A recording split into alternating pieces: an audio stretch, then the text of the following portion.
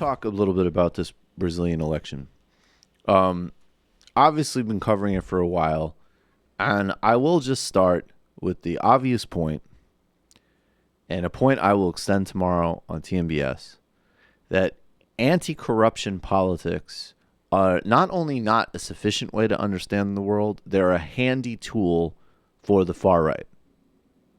And also, movements that were actually important and justified in, say, 2013, dealing with the rightward moves of the Workers' Party government under Dilma Rousseff, and later on moves towards austerity, moves involving the World Cup, the Olympics, things that were bad for the Workers' Party's social base. They absolutely warranted pushback and protest. And the Workers' Party made mistakes by not having a mobilized base the whole time it was governing. And at the same time, when people allowed a free-floating, context-free corruption rhetoric to reign, it meant that it was used as a coup against Dilma. She literally was removed from office for accounting errors, okay?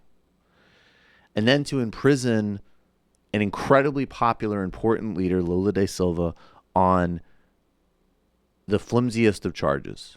That's it. I've said it a million times, but that is the reality. And the reason this matters is, obviously it matters that Lula is the most prominent political prisoner in the world today. Obviously it matters that the assassins of Marielle Franco, the city councilor who was gunned down with her driver 6 months ago by people connected to the military or paramilitary or police, and most certainly the drug trade, it matters. It matters that police and military already go into favelas and murder people of color and poor people in Brazil all the time. And it matters that Bolsonaro campaigned, Jair Bolsonaro campaigned on increasing that number and said that Brazil's military dictatorship made a mistake in not killing enough people and not torturing enough people. And that one of his main policy aims is to unlock the restrictions on gun ownership, opening a huge new market for small arms manufacturers in the United States. And it matters that Steve Bannon was just photographed with the guy's son yesterday because he's over there advising them as part of literally a global fascist push. The first round looked terrible. Bolsonaro took about 45% of the vote. Fernando Haddad of the Workers' Party, the substitute for Lula, who would have won. Lula was always polling at above double-digit lead over Bolsonaro. And what's stunning to me is that you actually did have an example there of Lula's no leftist. Lula was a union social democrat who helped democratize, was a major leader in democratizing Brazil, and then as president lifted tens of millions of people out of poverty and was globally recognized. He actually is what all of these resistance types say they would want, which would be a genuine, democratically committed social democrat who would defeat a literal fascist menace. Haddad's a substitute candidate from the Workers' Party. He received 28% of the vote. Ciro Gomes got about 12%, is also a center-left candidate and will almost certainly back Haddad. Bolos, who received less than 1% of the vote, but every vote counts, was a great, has a new, part of a new socialist front. Very good candidate, very sincerely to the left. May have been the one that I would have voted for in the first round. Marina Silva, former environment minister, classic example of somebody drawing insane false equivalencies, using her personal grievances as a loser to Dilma Rousseff in the 2014 presidential election to draw false equivalencies about supposed corruption in the Workers' Party with the fascist threat of Jair Bolsonaro. So the only hope now for millions of people in Brazil, and of course millions of people mainly of color, poor, labor, they will go and they will destroy the labor base of Brazil. They will roll back rights for women, the LGBTQ community. They will target anybody on the periphery. They already do, and Bolsonaro campaigned explicitly on it and is campaigning explicitly on it. is a broad-based anti-fascist front with whatever tiny remnants of the center-right that may go to Haddad. There might be some. Alckmin, who's the right-wing candidate, got about 4% of the vote, and some polls actually indicate that a fair amount of his supporters will go to Haddad. And then that everybody else gets together for the bigger picture to defeat a threat that's so serious that I have to say our old buddy John Oliver even acknowledged that literally anything is better than Bolsonaro. So, but there needs to be a bigger lesson here, too, about purity politics, about not justifying corruption, but understanding different types of corruption functioning in different ways. There's a difference of a party that delivers for working people and has a social base that still needs to fund itself in a corrupted funding system versus parties who literally exist purely to run patronage networks, which were the parties that actually went after Workers' Party. They have no social base. They have no purpose other than money funnels for themselves. And then you have a fascist who, along with, Drain the Swamp, was able to capitalize on a general social reactionary, undirected rage at the elites and the status quo, even as most of those elites have already begun to back him because, incidentally, the other side of all the fascism is privatization, austerity, and literally a University of Chicago economist who advised Pinochet. So if the Workers' Party was a proxy, and granted, Lula was no Obama, no Clinton, it's the most successful modern president of our world.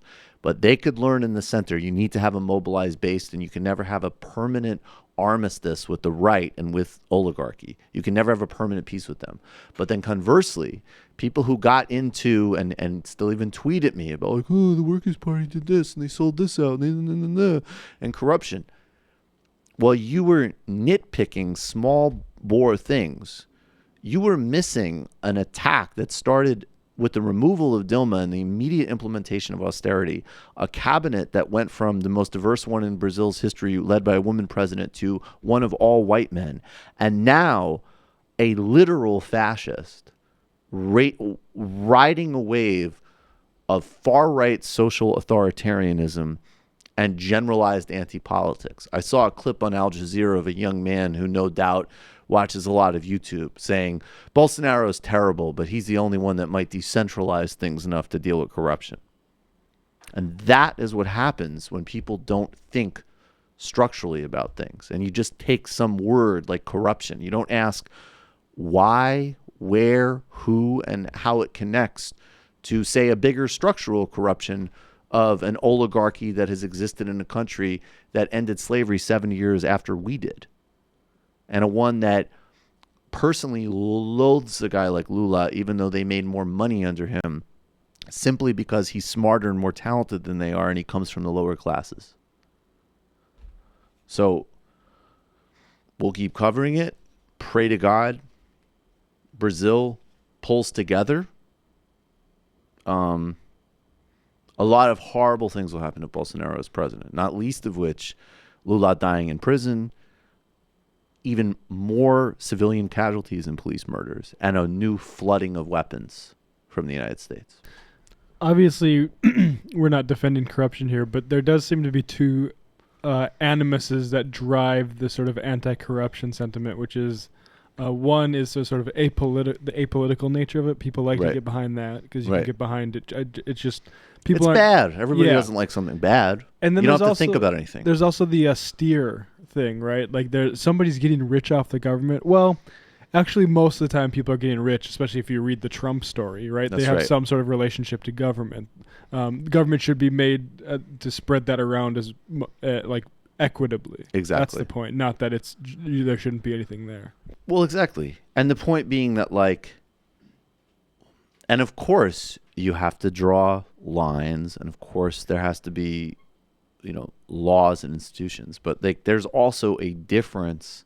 I mean, I know that there's people who will tell me in a U.S. context, and I'll actually agree with them to some real degree, that oh, well, you criticize Obama and Clinton and this and that, but they need to function in a certain system. And that actually has some truth to it. Well, as does Lula and Dilma and the Workers' Party. And unlike other people on the center left, they managed to exist in a system while actually massively delivering for real people. So, yeah, corruption is... And if you wanted a left anti-corruption politics, then you'd have to take on the whole thing. Then you'd have to say, where they did make mistakes. Well, why didn't they take on the media monopolies? Why didn't they, deal with policing issues? I mean, there's a lot of reasons why, obviously, they didn't do those things. And the political context wasn't there for it. But that's the real big picture. Not like, ooh, somebody got a condo. It's like, you're worrying about somebody getting a condo, supposedly, and you're going to get destroyed politically. And you also let a whole right-wing media in the same way that, far more valid criticisms of her than Lula. And you can't even put Clinton and Lula in the same, they're not in the same bracket. But there was a similar dynamic, too, of like this big sprawling corruption case happens. It implicates everybody, except actually for Dilma, because they have to remove her for something that has really nothing to do with it. People say she was involved with it, but she's never been charged, not what she was removed for.